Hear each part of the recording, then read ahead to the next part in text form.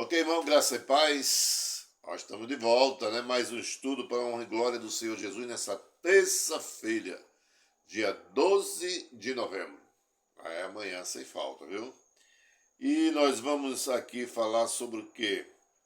O drama de Jesus em Jerusalém. Jesus está rumo a Jerusalém. Como os irmãos já viram no estudo anterior, né? Ele vai justamente para o momento do Calvário, né? Chegou o momento dele assumir exatamente a missão que ele veio aqui à Terra. Morrer pelos nossos pecados, tá certo? E olha aqui, vamos ver o drama aqui, que Jesus está indo para Jerusalém. Quando nós percebemos aqui, nós vemos que os homens jamais podem frustrar os planos de Deus, tá certo?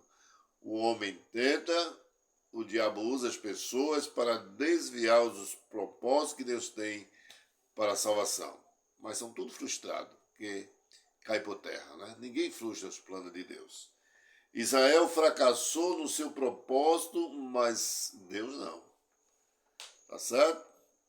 Israel se desviou, não quis ouvir a palavra de Deus, a voz de Deus. Então, Israel ele escolheu para si, na verdade, um povo. Deus, na verdade, escolheu para si um povo procedente de todas as nações para adorar o seu nome e proclamar a sua palavra até os confins da terra. E esse propósito, querido, ele vai se cumprir a todo custo, tá certo? Mas hoje nós vamos falar sobre uma parábola de Jesus sobre o amor rejeitado. Você já foi rejeitado alguma vez na sua vida? Como é ruim a gente ser rejeitado, né, irmãos? Mas Jesus foi rejeitado. Veja só. E o pior, ele está sendo rejeitado por muitos. E aqui vai contar essa parábola, tá bom?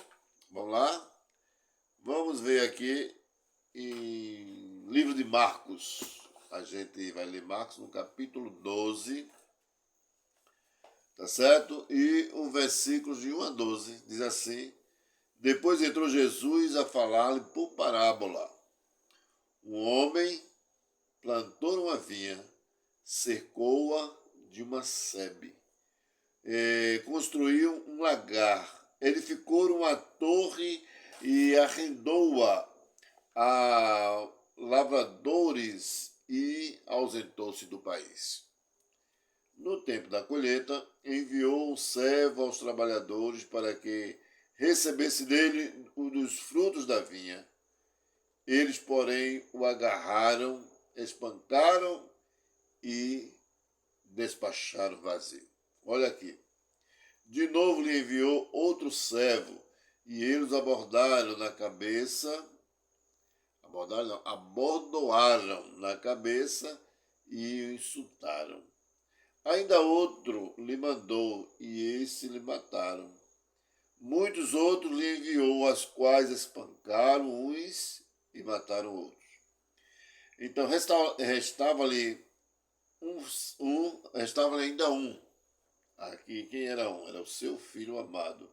A este lhe enviou por um fim, dizendo: respeitarão meu filho. Mas o que aconteceu? Tais lavradores disseram entre si: Este é o herdeiro, ora, vamos, matemo-lo e a herança será nossa. E agarrando-o, mataram e o atiraram para fora da vinha. Quem fará, pois, o dono da vinha? Virá exterminará aqueles lavradores e passará a vinha a outros.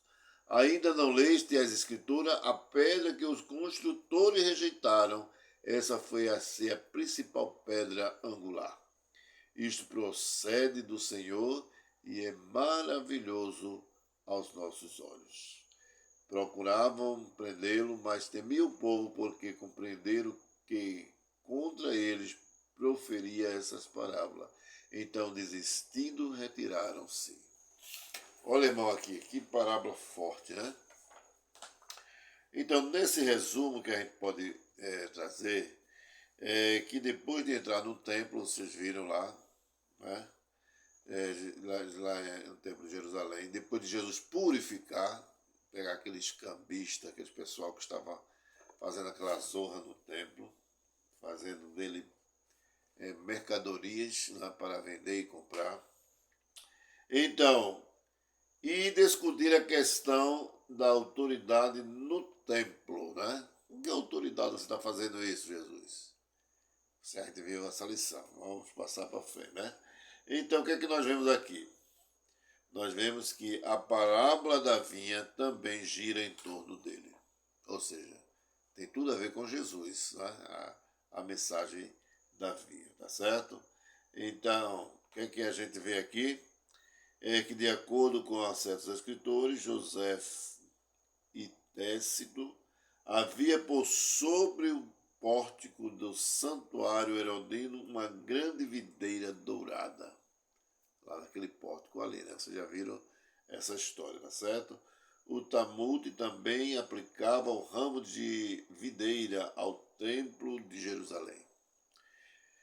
Portanto, os endereçados são os representantes do templo. Ok, irmãos? Aí, o que a gente vai chegar e uma coisa mais importante hoje no estudo é que Israel é a vinha de Deus, tá certo? Aquela videira ali, aquela vinha que estava cheio de folha e não dava fruto, secou. Então, simplesmente, Israel, era uma profecia para Israel. Israel era a vinha de Deus, veja só. Ele chamou esse povo não porque era mais numeroso, mas por causa do seu amor incondicional. Então, Jesus amava profundamente, né? Deus amou tão profundo.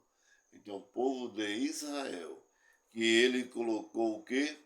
Jesus para salvá-lo. E Jesus o amou também com amor incondicional. Deus cercou Israel com o seu cuidado, né? Que história belíssima de Israel. Se a gente for estudar ali, se a gente verificar, a gente vê que Jesus libertou, Jesus, na verdade, sustentou, guiou e abençoou. Foi isso aí que Jesus fez. Então, tudo Deus fez pelo seu povo, tudo. Absolutamente tudo, tá certo? Mas, irmãos, Deus passou por altos os grandes impérios e demonstrou seu profundo amor a esse pequeno povo. Ali, nós vemos que nenhuma família debaixo do céu recebeu tanto privilégio quanto a família de Abraão. E Jesus chega para ali, né? Aliás, o escritor diz assim que em ti serão benditas todas as famílias da terra. E que lição a família de Abraão nos traz, né, irmãos? Então, veja só, de forma que Deus tem revelado a nós também o seu amor, sendo nós ainda pecadores. Você sabia isso, que Deus lhe ama, apesar de tudo, apesar do seu pecado, da sua rebeldia?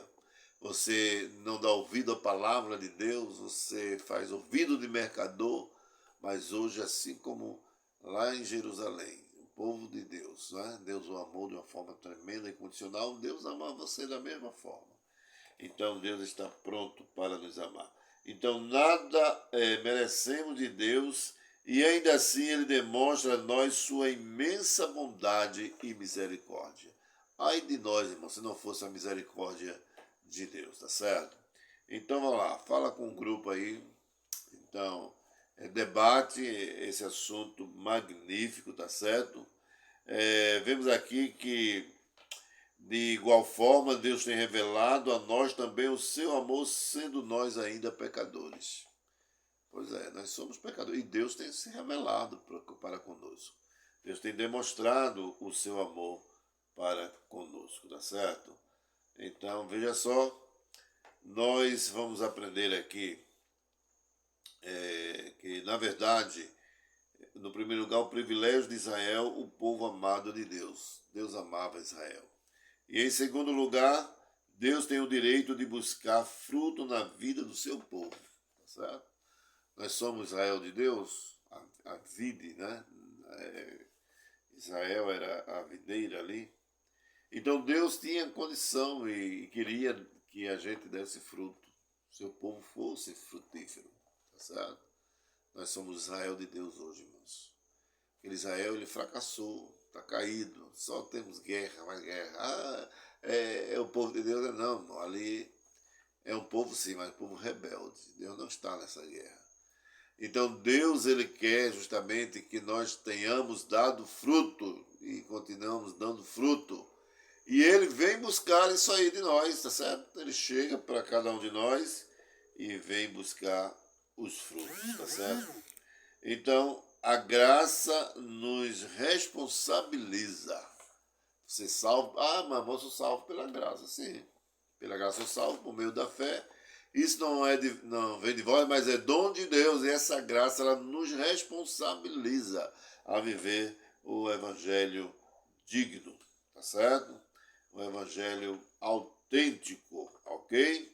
Então, veja só, Deus espera fruto de Israel, mas Israel tornou-se uma videira vazia. Não deu só folha, só aparência. Aí o que acontece? Servo após servo veio a Israel procurando fruto e foi despedido vazio. Não dava fruto de forma nenhuma. Então, irmãos, o que é que nós vamos ver aqui? Israel só tinha folha e não fruto. Então, resumo. Semelhantemente, Deus nos escolheu em Cristo para darmos frutos. Não é isso aí? Você está nele, então quem está em mim, esse dá muitos frutos. E depois ele vai dizer assim, sem mim nada podeis fazer. Então nós temos a capacidade, meus irmãos, realmente de dar frutos. Você está sendo frutífero no reino de Deus? Será que nós estamos sendo frutíferos? Então essa é a questão. Então vamos lá, vamos aprender ainda mais e mais, tá certo? Então, semelhantemente, Deus nos escolheu em Cristo realmente para darmos fruto. Em terceiro lugar, a rejeição continua a deliberada do amor de Deus. Veja só. Ao longo dos séculos, Deus mandou seus profetas para falar à nação de Israel. Mas eles rejeitaram a mensagem. Foi o que aconteceu. Perseguiram e mataram os mensageiros. Você viu a parábola? Vai lá, manda um. Espancava. Vai lá, manda outro. Espancava e matava. Então, várias pessoas foram lá e ninguém queria nada com nada, irmãos. Aí, por último, né, o dono da vinha disse assim, olha, vou mandar meu filho para ver se eles respeitam. E com certeza eles vão respeitar. Mas foi o que aconteceu, chegaram e mataram o filho dele. Tá certo? Aí, querido, veja só. Eles fizeram isso, tá certo? Profetas após profetas foram enviados. E eles, mais em vão, aconteceu que nada eles queriam com a palavra de Deus. Então, vejamos aqui o seguinte. Quanto mais Deus demonstrava a ele o seu amor, mais o povo afastava de Deus e endurecia sua servil. Então veja só a situação, como era difícil, né? Finalmente Deus enviou seu filho e eles não receberam. A Bíblia diz, ele veio para o que era seu e os seus não receberam. Mas a todos quanto receberam, foi o que aconteceu? Deu-lhes o poder de serem feitos filhos de Deus, né? Aí veja só, estavam prestes a matar o filho enviado pelo Pai. Os ouvintes de Jesus, ao mesmo tempo em que ouviam essa parábola, estavam urdindo um plano para matarem o Filho de Deus. É isso aí, irmão. Olha, tem muita lição preciosa para amanhã, ok? Essa terça-feira, dia 12. Quarto lugar, né, o juízo de Deus aos que rejeitam o seu amor. Presta atenção. Estamos na época da graça, né? Deus quer que nós tenhamos frutos, demos frutos. E Ele vai procurar esse fruto na nossa vida. Se não encontrar, irmãos, lamentavelmente, o juízo de Deus vem sobre nós. Então, o juízo de Deus aos que rejeitam o seu amor. Deus pune os rebeldes e passa a vinha a outro. Ou seja, a oportunidade de Israel cessa e aos gentios é aberta a porta da graça. Israel já rejeitou o tempo da sua visitação. Você lembra aí quando lá em João diz assim, ele veio para que era seu e os seus não receberam? Mas a todos quanto receberam dele o poder de serem feitos o quê? Filhos de Deus. Então nós louvamos a Deus, não é? Porque nós fomos alcançados, nós somos os gentios, né? Nós fomos enxertados nessa videira aí. Que maravilha, tá certo? Em quinto lugar, o endurecimento em vez de quebrantamento. Os líderes religiosos interpretaram corretamente a parábola de Jesus, mas não se dispuseram a obedecer ao Senhor Jesus. Ao contrário, endureceram ainda mais o coração e buscavam a forma de eliminar Jesus. A retirada deles é apenas para buscar nova estratégia para matar Jesus. Eles queriam matar, né? Os religiosos da época, irmãos. Escribas, fariseus, religiosos, anciões, todos queriam matar Jesus. Rejeitaram. Ok? Vocês querem mais? Então, olha, terça-feira agora, dia 12, amanhã, sem falta, no PG mais próximo da tua residência, ok? Aguardamos por você, nós que somos facilitadores, olha, estamos ansiosos para aprender dessa parábola de Jesus, ok? Posso contar com você amanhã? Olha, eu tenho uma coisa para dizer a você, viu? Esse estudo que estamos fazendo, irmãos, ele é para a honra e glória do Senhor Jesus. Amém? Que Deus nos abençoe e até amanhã, nessa terça-feira. Amém.